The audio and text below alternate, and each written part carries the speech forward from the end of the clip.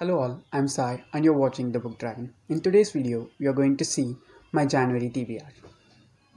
Before we begin with the video, I'll just tell you what a TBR is. A TBR is nothing but the pile of books which are to be read by a person in a month. And in this video, I'm going to show you the books that I'm going to read in January or the books that I plan to read in January. Okay, the first book that I've prioritized to read in January and for 2020 is King of Scars by Lee Bardugo.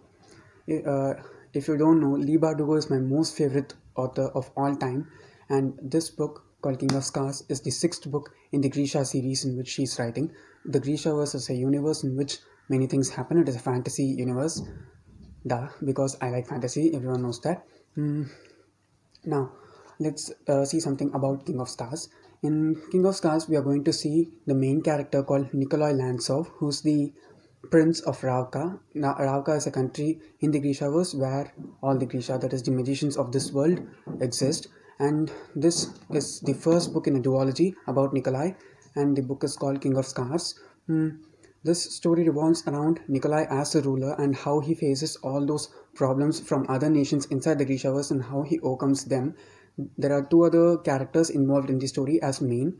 They are Nina, who's a character from the Six of Crows duology, which is another explicitly superb series in the Grishaverse, and the second character is Zoya, who is another character from the Grisha trilogy. These two characters are female while Nikolai is a male, and we are going to see some kind of a love triangle or some other things inside King of Scars. I'm waiting to get into this. That's why I prioritized King of Scars as the first book of 2020 for me. The next book that we are going to see is The Lord of the Rings, The Fellowship of the Ring by J.R.R. Tolkien. As we all know, this is the first book in the Lord of the Rings series or the Lord of the Rings trilogy.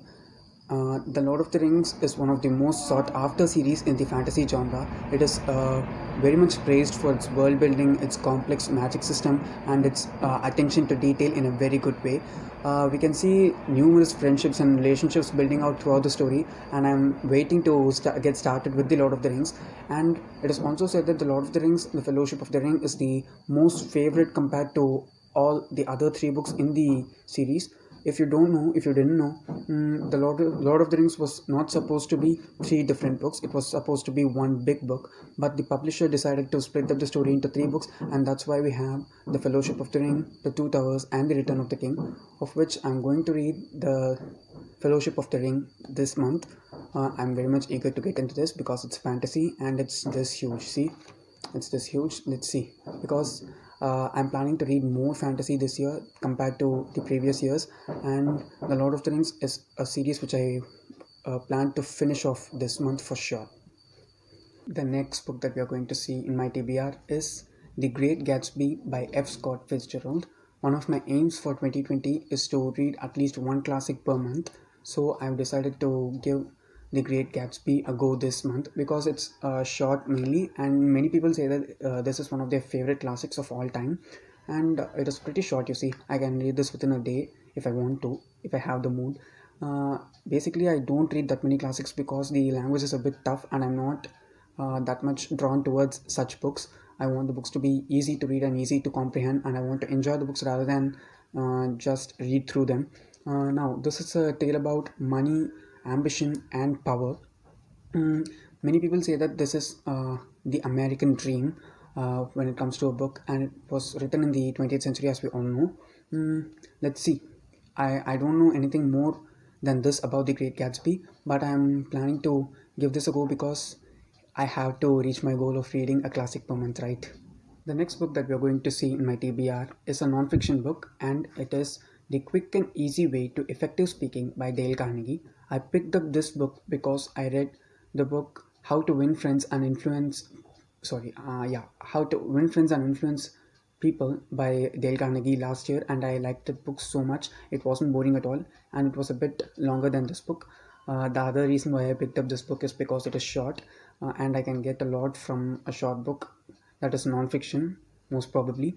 And this is recommended in almost every non-fiction recommendations video that I watched throughout the past year, and I have to give this a go because I like speaking a lot, and especially public speaking. I like it more. Let's just try, because in everyday life we have to communicate with people in an effective way so that we can get things done in a proper way without making others feel wrong or bad. And we also don't want to make others feel inferior to us. So this is a good way to start and learn how to speak in an effective way. So I'm going to give this a go this month. Let's see.